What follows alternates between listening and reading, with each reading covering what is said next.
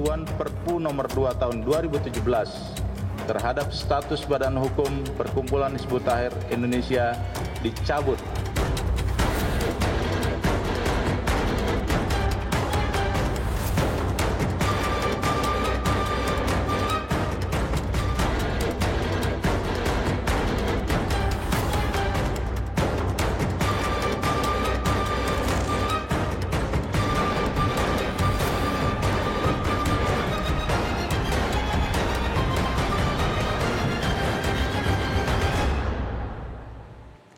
Saya masih berbincang dengan Wakil Presiden Republik Indonesia Bapak Kiai Haji Ma'ruf Amin. Pak Wapres, saya ingin minta tanggapan dan klarifikasi langsung dari Bapak soal beberapa tudingan yang kerap diarahkan ke pemerintah, Pak. Misalnya ada anggapan yang menuding pemerintah telah memojokkan kelompok-kelompok Islam. Kemudian mereka mengkaitkannya dengan berbagai kebijakan seperti yang terakhir pelarangan aktivitas FPI. Bagaimana Pak Wapres menanggapi berbagai tudingan ini? Saya kira pemerintah selama ini kan memberikan kesempatan kepada semua pihak untuk melakukan aktivitas dan gerakannya untuk mendirikan organisasi sesuai dengan aspirasi. Dan semua bisa tumbuh di masyarakat. Tetapi kan ada aturan-aturan yang harus dipatuhi. Ketika pemerintah melihat bahwa ada pelanggaran, ada aturan yang bisa membahayakan keutuhan bangsa, merusak kebinekaan, atau juga melanggar kesepakatan daripada kita berbangsa dan bernegara, karena kita membangun negara ini kan berdasarkan kesepakatan. Maka dalam perspektif Islam saya menyebutkan negara ini sebagai negara yang negara Darul Mitsaq, yaitu negara kesepakatan. Nah, kalau kesepakatan ini dilanggar oleh pihak manapun, siapa saja melakukan pelanggaran dan ini membahayakan keutuhan bangsa, maka saya kira perlu ada penertiban-penertiban. Pendekatannya bukan soal politik, tetapi lebih pada penegakan hukum. Saya kira apa yang dilakukan pemerintah belakangan ini itu dalam rangka penegakan hukum terhadap aturan-aturan yang mesti dipatuhi.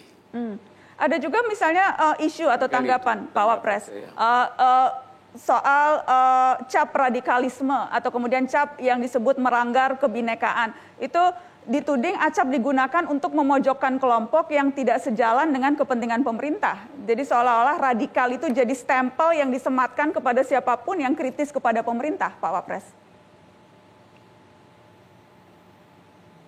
Saya kira tidak betul itu. Kalau orang yang kritis, hampir tiap hari ada itu menurut saya.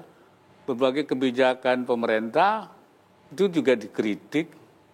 Dan itu tidak dilakukan tindakan-tindakan, tidak ada kriminalisasi. Tetapi ketika itu membahayakan kepentingan nasional, melanggar aturan, hukum yang ada, baru itu. Jadi berbeda sekali antara mengkritik dan melakukan langkah-langkah provokatif yang bisa merusak. Barangkali itu tidak sama. Jadi kalau kritik itu tiap hari saya baca di koran, atau di medsos ada kritikan-kritikan itu dari banyak pihak. Dan itu tentu sepanjang dalam koridor tidak melanggar aturan yang ada, itu saya kira justru menjadi sesuatu masukan ya kepada pemerintah untuk melakukan perbaikan-perbaikan di berbagai sektor. Tetapi kalau sudah pada provokasi, memecah belah, dan itu tentu ada, dan itu dilakukan proses transparan sesuai proses hukum, bukan pendekatan politik, saya kira. Narasi-narasi yang kemudian dikembangkan bahwa pemerintah tidak adil terhadap kelompok-kelompok Islam, pemerintah penegakan hukumnya juga hanya berat sebelah dan sebagainya. Bagaimana Pak Ma'ruf, Kiai Haji Ma'ruf Amin menanggapi suara-suara yang sepertinya tidak pernah hilang soal ini, tudingan-tudingan ketidakadilan terhadap kelompok-kelompok Islam ini, Pak Ma'ruf? Iya, saya kira tidak, kelompok Islam tidak merasa dipojokkan. Ya, seperti yang diwakili oleh NU, oleh Muhammadiyah, ya, kemudian juga oleh organisasi lain Al-Wasliyah. Mereka tidak melihat itu, tidak merasa diperlakukan tidak baik. Ya, kemudian juga tergabung di Majelis Ulama, semuanya melakukan hubungan baik, kerjasama dengan pemerintah, memberikan saran, memberikan pendapat, memberikan tausiah, memberikan juga himbauan. Saya kira dan itu dilihat oleh pemerintah sebagai sesuatu bentuk kepedulian daripada masyarakat Islam, ormas-ormas Islam, tokoh-tokoh Islam. Tetapi kalau itu langkahnya itu provokatif, kemudian juga mengadu domba, kemudian menyudutkan, dan hal-hal lain, tindakan-tindakan yang bisa berbahaya, tentu itu pemerintah mengambil sikap dalam rangka ya penegakan hukum. Ya, jadi menurut saya suara-suara itu kan suara yang mereka yang memang ingin dibiarkan melakukan apa saja yang mereka mau tanpa harus mengindahkan tata aturan kita di dalam berbangsa dan bernegara. Karena itu saya menyebut bahwa kita di dalam rangka menjalankan ajaran Islam itu harus tidak boleh dipertentangkan antara kita melaksanakan ajaran Islam dan kita dalam melaksanakan kehidupan berbangsa dan bernegara.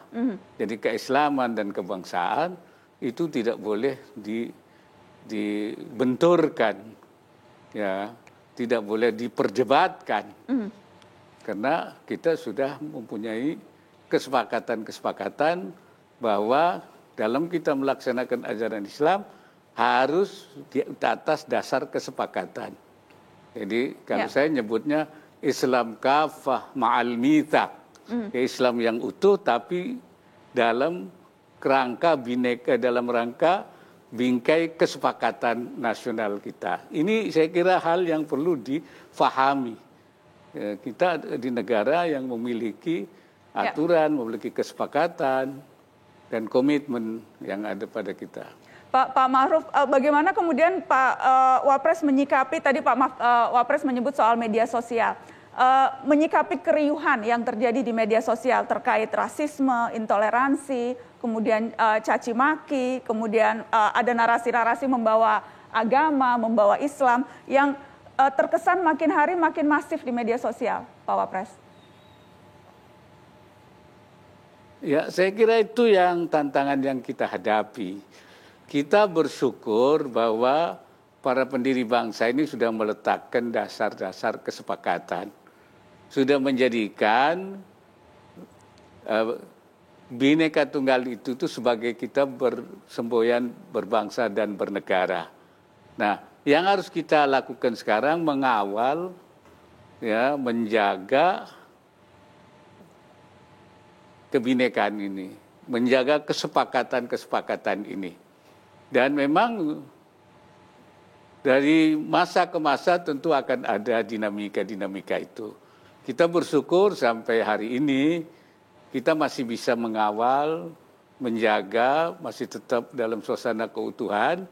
Oleh karena itu menjadi kewajiban kita untuk terus mengawal ini atas berbagai keriuhan-keriuhan yang ada di media sosial, dalam ujaran kebencian, sikap-sikap intoleran. Ini memang selalu akan ada. Dan memang kita tahu bahwa dari masa ke masa selalu ada tantangan ini. Karena itu upaya-upaya yang kita lakukan dalam menjaga keutuhan bangsa ini menjadi sesuatu yang harus kita prioritaskan. Ini yang tugas utama kita. Sebab tanpa adanya kerukunan, tanpa adanya toleransi, Saya kira kita tidak akan bisa membangun negara menjadi negara yang maju yang kita inginkan. Maka salah satunya adalah stabilitas nasional, keutuhan bangsa ini harus terus kita jaga. Baik, Kiai Haji Ma'ruf Amin, Wakil Presiden Republik Indonesia, terima kasih banyak Pak Ma'ruf sudah bersedia berbincang di Mata Najwa malam hari ini.